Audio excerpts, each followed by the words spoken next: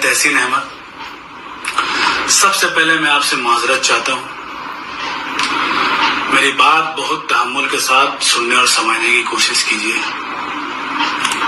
आप लोग से जो वक्त लिए थे उस वक्त पे हम खड़ा नहीं उतर पाए, उसके लिए हम बहुत शर्मिंदा है और आप लोग से हाथ जोड़ के हम उसके लिए माफी मांगते हैं। ये जो वक्त था 20 अक्टूबर का, तो इस पे हम तो किसी का पैसा नहीं दे पाए रहे, उसके लिए हम दिल से शर्मिंदा और फिर से हम आपसे माफी मांगते हैं। आसनसोल में शेयर ट्रेडिंग के नाम पर हजारों लोगों से करोड़ों रुपए की धोखाधड़ी का मामला सामने आते ही अब इसे लेकर राजनीतिक घमासान मच गया है। दरअसल विपक्ष के नेता शुभेंदु अधिकारी ने इस पूरे मामले की एसआईटी जांच करने की मांग की है।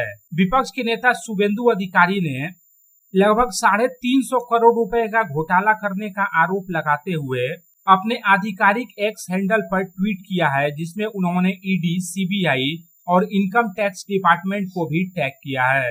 विपक्ष के नेता शुभेंदु अधिकारी ने अपने ट्वीट में दावा किया है कि पश्चिम बर्धमान जिले के तृणमूल कांग्रेस अल्पसंख्यक प्रकोष्ठ के उपाध्यक्ष शकील अहमद उर्फ मास्टर शकील के बेटे तहसीन अहमद पर एक बड़े चीट फंड घोटाले को अंजाम देने का गंभीर आरोप लगा है।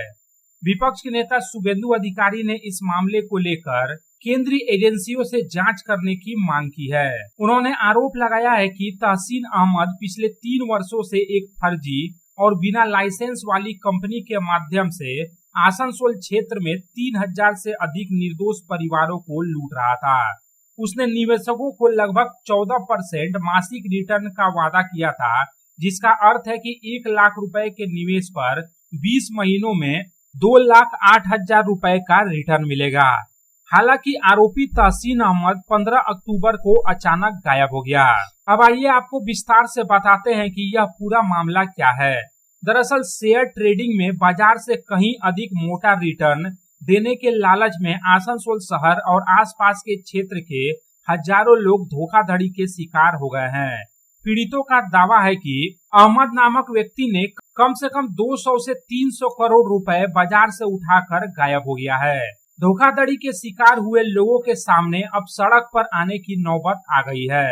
आसनसोल उत्तर थाना क्षेत्र के रेल पार इलाके में अहमद नामक आरोपी लोगों से यह दावा करते हुए पैसा लेता था कि वह शेयर ट्रेडिंग के माध्यम से उन्हें हर महीने 15% तक ब्याज देगा। शुरुआत में उसने नियमित रूप से निवेशकों को ब्याज का भी भुगतान किया, जिससे अधिक से अधिक लोग लालच में आकर उसके पास आकर पैसा जमा कराने लगे। पीड़ितों के अनुसार लगभग 1.5 साल तक सब कुछ ठीक चला, लेकिन इस साल के मध्य से समस्या शुरू हो गई। दुर्घटना का बहाना बनाकर आरोपी अहमद निवेशकों को पैसा देना बंद कर दिया। निवेशकों को सभी सेटलमेंट और ईएमआई के लिए 20 अक्टूबर तक की तारीख दी गई थी। उन्हें आश्वासन दिया गया था कि उन्हें खुद बुलाकर उनकी जमा राशि लौटा दी जाएगी। डेट है, फर्स्ट है, लास्ट है, 20 अक्टूबर का डेट दिया हुआ है, उससे आगे पीछे नहीं बढ़े। ठीक है, चाहे ईएमआई हो, सेटलमेंट हो, कंटिन्यू हो, पार्टी है, जो भी डेट है इंशाअल्लाह रहमान 20 अक्टूबर का डेट है, वो लास्ट फर्स्ट एंड फॉरमोस्ट। उससे पहले होगा तो ऑफिस बुला के दे देगा, नहीं तो उस डेट से आगे नहीं बढ़ेगा। ठीक है, चलिए इंशाअल्लाह उस डेट से आगे बढ़ेगा तो हम लोग कोई सपोर्ट नहीं करेंगे। बिल्कुल बिल्कुल कोई सपोर्ट नहीं, कोई सपोर्ट नहीं करेंगे, कोई सपोर्ट नहीं करेंगे। ठीक है भाई साहब, बुलाने का मकसद यही है कि हम जो डेट दिए हैं 20 तारीख, वो फुल एंड फाइनल, उससे आगे पीछे इंशाअल्लाह रहमान नहीं होगा।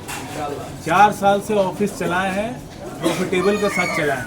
ऐसा नहीं 4 साल में कोई भी आदमी आके बोल देगा कि हमको पेमेंट मिला, हम रुके। अभी 4-5 महीना में ऑफिस ख़त्म नहीं होगा। थोड़ा भरोसा बनाए रखिए, आप लोग से यही रिक्वेस्ट। बहुत आदमी आके हमको बोला तहसीन भाई आप भाग जाइए, क्या ज़रूरत है पैसा देने का, इतना तो दे दिए हैं, लेकिन हम भागे नहीं। हम सिर्फ इस उम्मीद के साथ खड़ा है कि आप लोग का पैसा इंशाअल्लाह रहमान हम सुकून आफियत के साथ रिटर्न कर देंगे। वक्त दीजिए, वक्त से आगे पीछे नहीं हो। वहीं इस पूरे घटनाक्रम के बीच अब आरोपी अहमद का एक वीडियो सामने आया है। हालांकि पब्लिक टाइम्स इस वीडियो की सत्यता की पुष्टि नहीं करता है। इस वीडियो में अहमद निवेशकों से माफी मांगते हुए कह रहा है कि वह निवेशकों को दिए गए समय सीमा पर खरा नहीं उतर पाया, जिसके लिए वह शर्मिंदा है। मैं तहसीन अहमद, सबसे पहले मैं आपसे माजरत चाहता हूं। मेरी बात बहुत तहम्मुल के साथ सुनने और समझने की कोशिश कीजिए।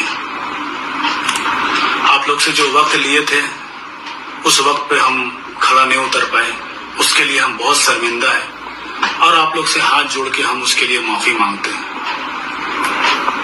ये जो वक्त था 20 अक्टूबर का, तो इस पे हम तो किसी का पैसा नहीं दे पाए रहे, उसके लिए हम दिल से शर्मिंदा और फिर से हम आपसे माफी मांगते हैं।